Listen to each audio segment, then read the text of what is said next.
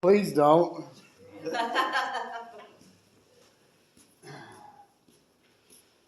Yeah, I hope everybody had a good afternoon of relaxation. I've been going. This is the first time I get to sit down without having to do nothing. Yep. We're good to have you.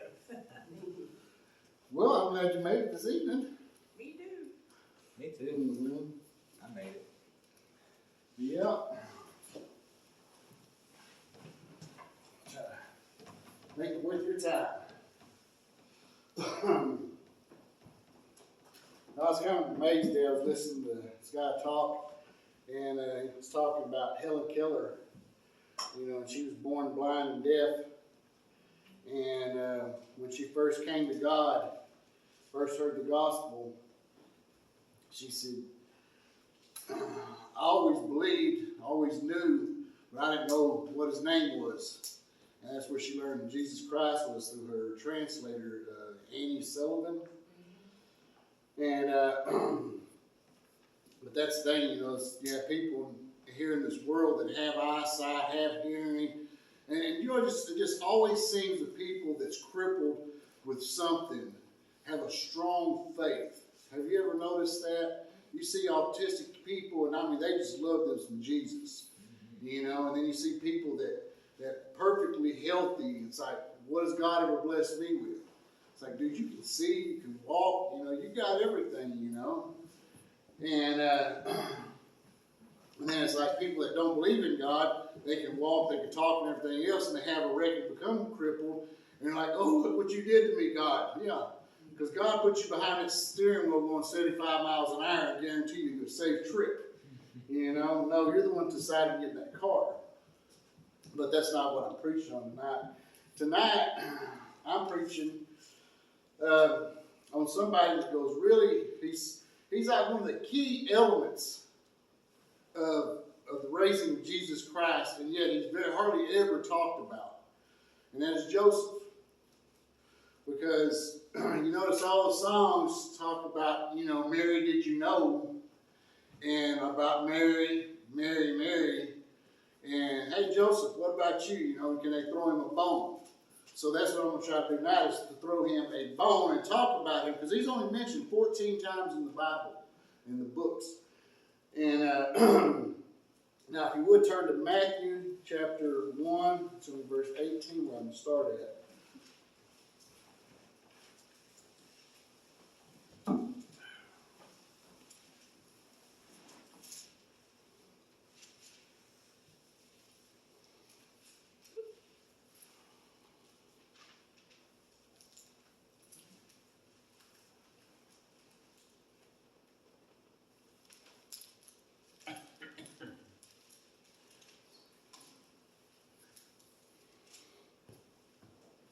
Now, verse 18, chapter 1, starts with, this is how the birth of Jesus Christ came about. His mother Mary was pledged to be married to Joseph.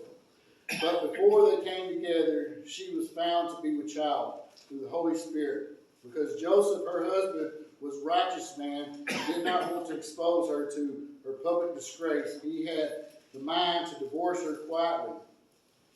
But after he had considered this, an angel of the Lord appeared to him in a dream and said, Joseph, son of David, do not be afraid to take Mary home as your wife, because what is conceived in her from the Holy Spirit.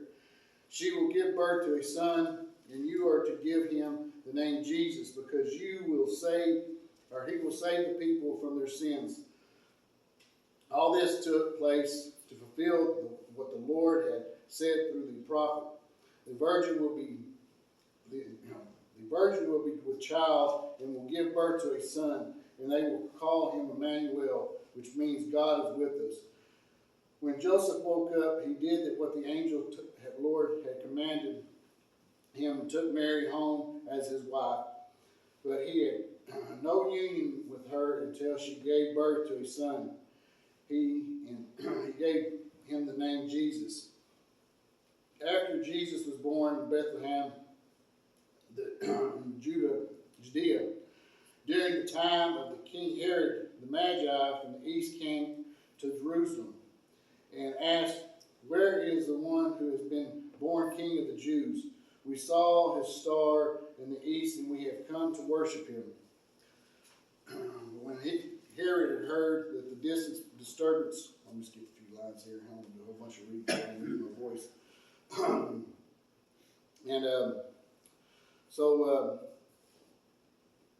So on 11, let's go to 11. It says, "On the coming onto the house, they saw the child with his mother and Mother Mary, and they bowed down and worshipped.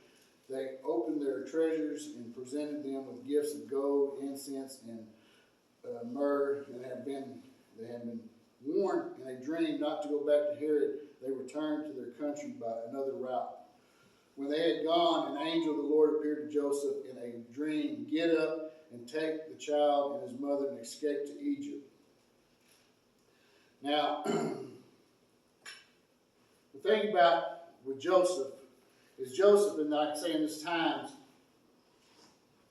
when you chose a wife, it was a process. It was always arranged marriages. And, people talk down on arranged marriages, but, being the divorce rate that it is today, they could probably arrange marriages a little bit better back then than they could what people think of today, because people, they fall in love so quickly, they get married in a rush, and then they don't really know each other. They don't know each other, and then when the true color comes out, because the thing about people is we are liars sometimes. We meet somebody, we put this false personality on, and it's like, oh yeah, I'm not that way. What kind of man is that? And because my daughter, she's dating a guy now, and this kid, everywhere they go, every time they go somewhere, he is chivalrous. He goes over there and opens their door for her every time. Bam, run. Nope, get out. If she gets in the car, he makes her get out until he opens the door for her. And they've been dating over a year now. So apparently it hasn't worn off. Most of the time that stuff wears off in the first few weeks. Just get in the car. Just get in the car, okay? It's raining, okay? The dog was chasing me. I didn't want to fight that guy off. There's the chivalrous things are yourself, And but that's the thing. And also too, like women, it's kind of like when me and my wife first got together, I'd sit there and I was working 12-hour days, and I'd be sitting on the floor, and she'd just sit there and scratch my back with her nails. I'd fall asleep, and I'd wake up 30 minutes later, she's still scratching away, Nowadays, I'm like, man, a good back scratching would feel good on that. She's like, yeah, good luck. So needless to say, I have a little wooden hand curled over like this as a back scratcher. That's how Sean scratches his back now. So anyway, but people change. People change, and that's the thing about with this couple right here. Joseph, had been arranged to marry, and then when he come to her, he found out, because when you're engaged to somebody, or you married somebody first. You married them, and then you went and built a room on your dad's house, and then a year later you'd come back, and that's what part of the parable of the bridegroom, or the 10 brides. They didn't have the oil ready for Jesus when he came. And that's what and then Joseph's coming, and he sees that she tells him that she's pregnant. Now in his times, women didn't have no rights. Women had no rights. None. And men dominated the world. It was a male-dominated world. And you remember the verse where, remember when Jesus was sitting there and he was drawing in the dirt, and the people brought the adulterous woman to him and said, this woman was caught in the act of adultery. By Moses' law, we're to stone her to death. Okay, well, who was she committed adultery with? Wouldn't there have to be a guy involved too? Where was he at? He wasn't there. Why? Because what was good for the goose wasn't good for the gander. But there was a different set of rules.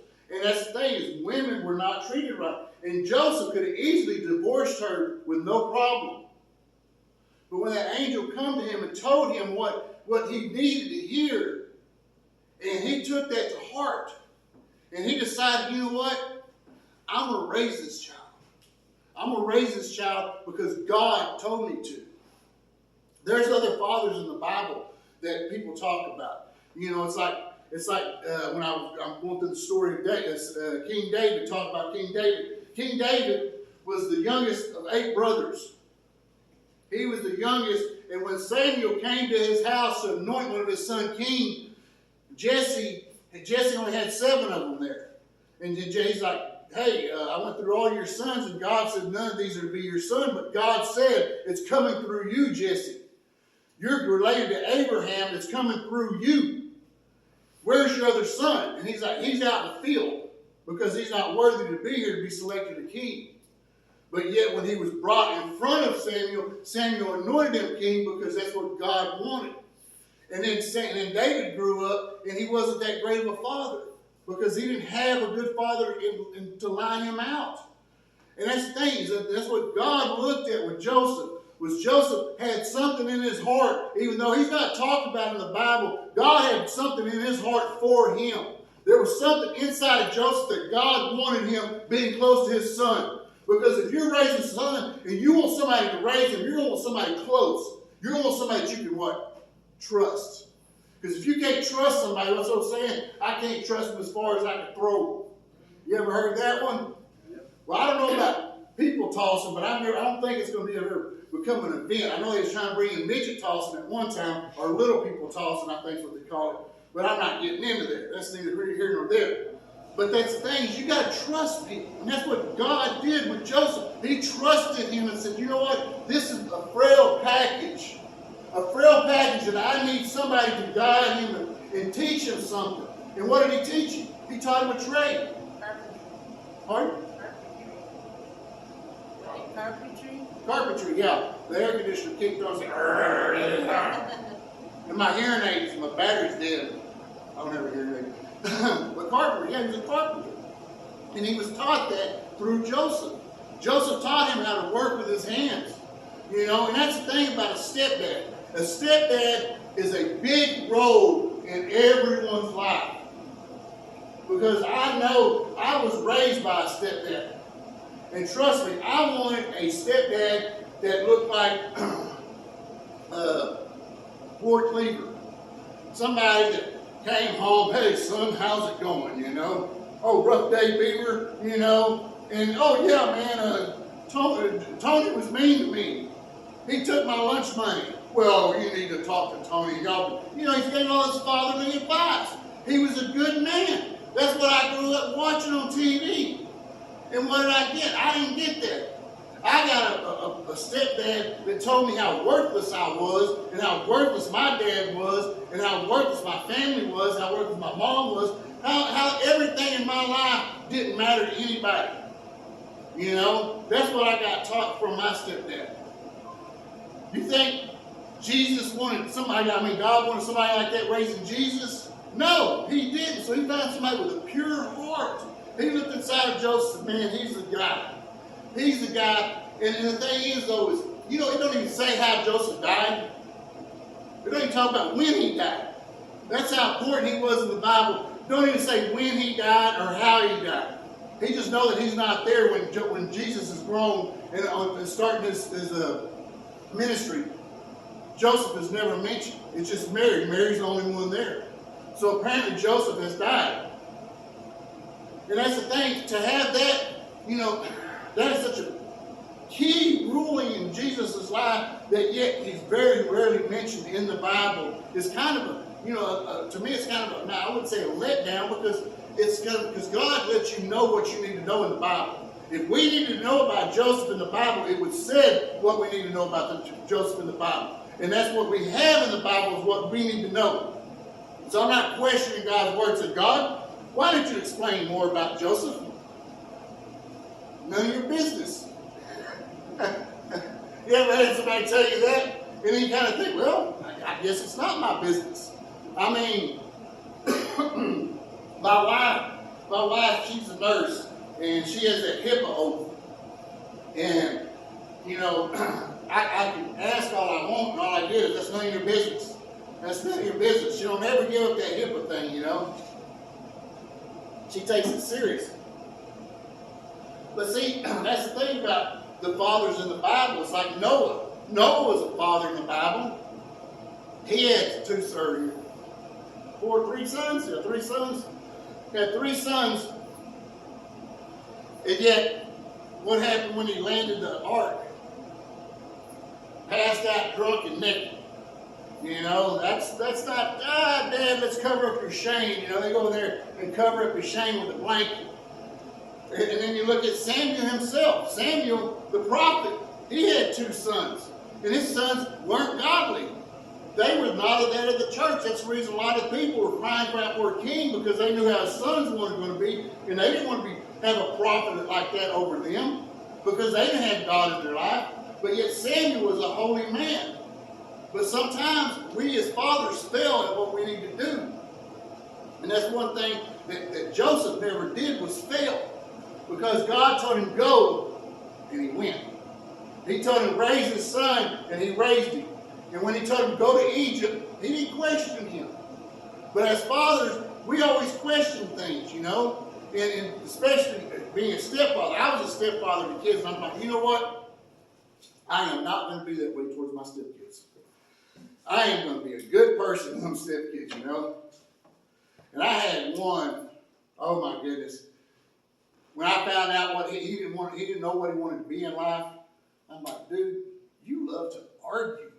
You should be a lawyer. You're smart. You should be a lawyer. Argued about everything. I mean, there was a couch. And in front of that couch, what do we have in front of couches here in Texas or anywhere probably around the United States? Coffee table.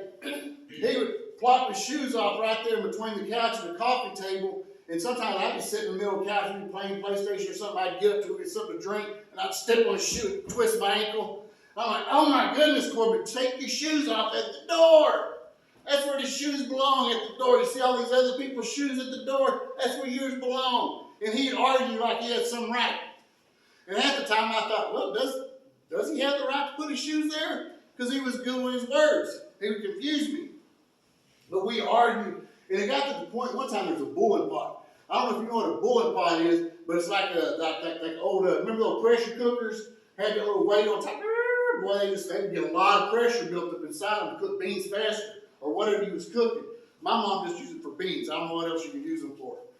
But anyway, that's all my mom cooked in the things, and that's the way I felt sometimes with him. And in the same sense, he had that with him to the point where one time he just started screaming at me at the top of his lungs.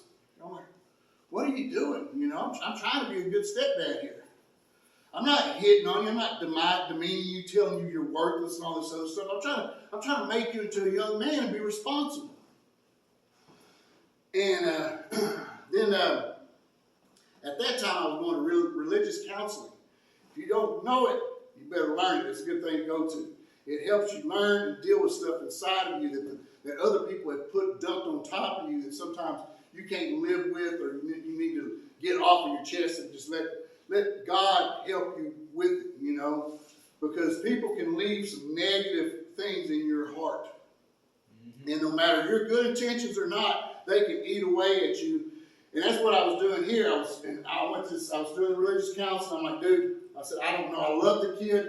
I tried doing everything for him. I'm at all his games. I'm at all his events. Everything he does, I'm there. I'm there more than his father is.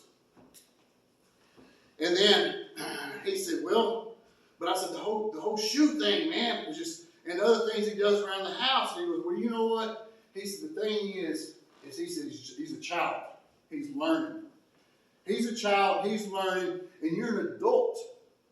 So you should be smarter than him.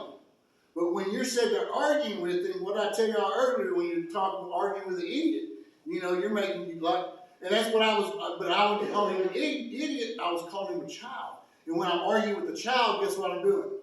I'm being childish.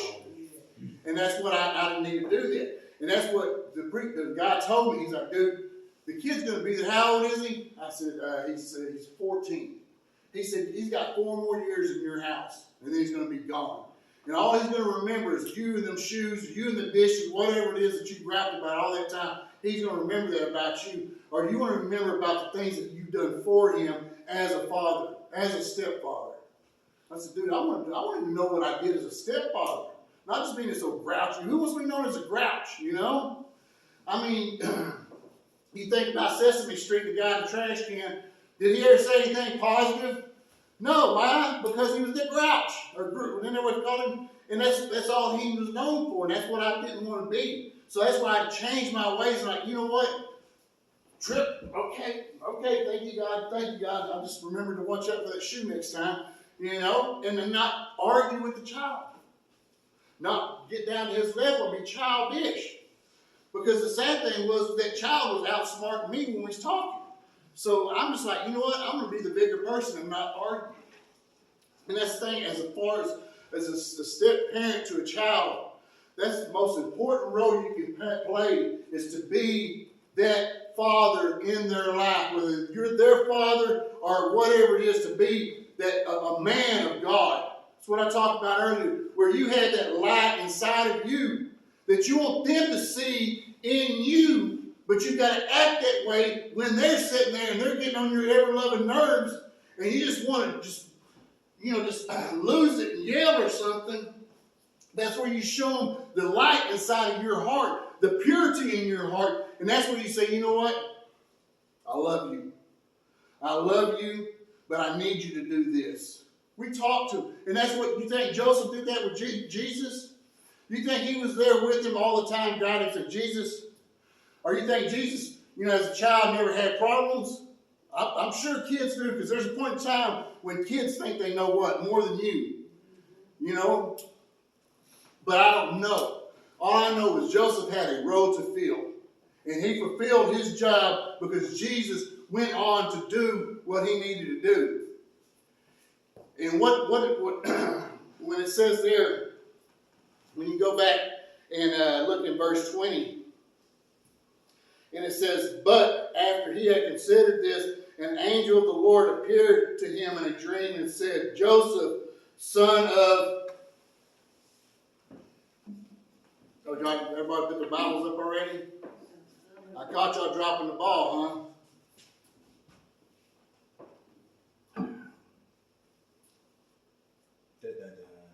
Dun, dun, dun.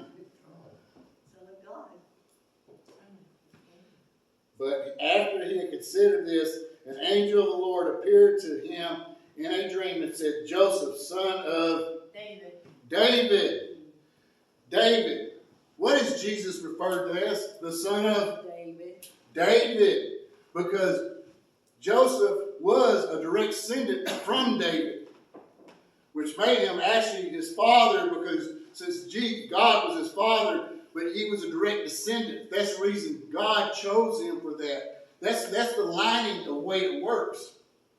And the thing is, though, too, is sometimes God chooses stepfathers for their children to raise them, because he knows they need a positive role model in their life. Sometimes they might not have no role model in their life. I didn't have a role model in my life. My dad left me when I was 1. I didn't meet him until I was 11. That's a long gap. And all I had was 3 older brothers that used to beat the crap out of me. And that wasn't a fatherly figure right there. That was just a school of hard knocks and bruises. But the thing is, though, is like I say, I would have craved to love to have somebody would come in there and teach me how to be a man. Because I had 0 tools in my toolbox when it comes to becoming a man as an adult. And I watched my stepdad. He'd sit outside, and this was his afternoon. He'd sit outside Saturday and Sunday with a beer in his hand and cooking out. So guess what I did when I was 19 years old and I was off for the weekend? Stand outside with beer in my hand, cooking barbecue. I didn't enjoy either one of them. I didn't enjoy the beer. I didn't enjoy the barbecue. Especially drinking 12 o'clock in the afternoon. I'm like, what am I doing? I didn't enjoy none of that, but that's what I was taught. And I just did it out of behavior. That was the tools I had in my toolbox. I didn't know there was other things until I got older where I could, instead of doing this, I can go fishing. I can go fishing, I can load up. You know who take, if you have a stepdad that took you fishing, guess what he's going to teach you? How to fish. If you have a stepdad that teaches you how to read the Bible and learn from the Bible, guess what you're going to learn? Learn how to read the Bible and teach out of the Bible. That's what monkey see, monkey do. You know, the old commercial when the dad busts in the room and finds his son with dope, and he's like, son, who taught you this? Who taught you how to smoke marijuana, son? Who taught you? And he's like, I learned it by watching you, Dad. And it's like, oh, I guess you did. You know? I'm fixing to close. One of my favorite ones was off that movie, A Christmas Movie, with Ralphie, where he's going to shoot his eye out. Oh, the Christmas Red Ryder BB gun. Yes. Yeah. Well, he's sitting there, and his dad asked him to help him change the flat tire. And he gets out, and he's holding the hubcap, and Dad's putting the lug nuts in there. Y'all remember this part? And all of a sudden, the dad hit the wrench or something, hits the pan, and the nuts fly up all in the air. And so you can see them glisten in the light as they come down and hit the snow, and he lost them. And he said a certain cuss word. And in the movie, his dad is always cursing and everything, even making up words. And then they take him home, shove a bar of soap in his mouth, and like, okay, who taught you that? He's like, he's sitting there in his mind saying, I heard my dad say this 1,000 times, but he don't want to throw a dime at his dad. And she finally pulls it out. He blames one of his friends. And his mom walks over and gets on the phone, or does the old rotary dial. And then you can hear the kid in the background say, your son, you know what my Ralphie said? And you hear the woman in the background, what? And she said, you know where he learned it from? Probably his father. She's like, no, he learned it from your son. What? Then you hear the kid get whooped in the background. See, that's the thing about it, is that's the way we learn in life. And if you ever had the responsibility or the influence of being a stepfather in somebody's life, I strongly suggest you do it in a manner where you're doing it to the best of that kid's advantage. What you're helping that kid do to grow up and be the best that he can be. Because this world, as you know as I do, there's nobody that's going to really help you in this world anymore. There's a lot of people that there's been too many people burned and treated badly that don't try to help people out anymore. There used to be all kinds of programs and everything else that help young men. And that's the thing now is where if you have that responsibility, I think you take it with as godly as you can and just pray and pray and pray. And especially mothers that have a stepfather to their children, just pray that man can be the best as he can. Because this world needs strong Christian men in it. And without that, you see what the world's turning into now. And that's because of the absence of fathers in the house. And the absence of fathers, not just in the house, but the absence of fathers in the kids' relationships.